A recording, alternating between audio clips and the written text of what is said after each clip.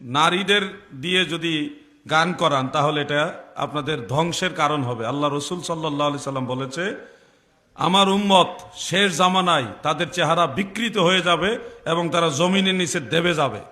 মানে মরার সময় তাদের চেহারা শূকরের মতো হয়ে যাবে, শুকাইতে শুকাইতে একেবারে চেহারা হয়ে যাবে শূকরের মতো। শূকর চিনেন?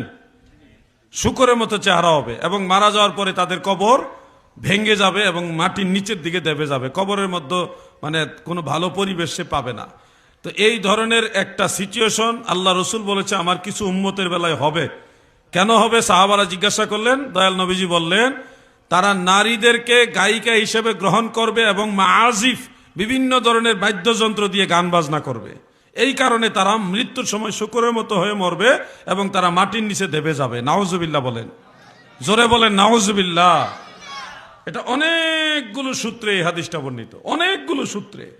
তো সেই হিসাবে আমি আপনাদেরকে অবশ্যই বলবো, আমি আপনাদের মেহমান হিসেবে আল্লাহর হাবিবের একজন নালায়েক গোলাম হিসেবে অনুরোধ করে যাচ্ছে, আপনারা মহিলা শিল্পী হোক আর পুরুষ শিল্পী হোক, কোন শিল্পী আইনা গান গাওয়াইয়া হরেক রকম বাদ্যযন্ত্র সহকারে গান বাজনা করবেন না।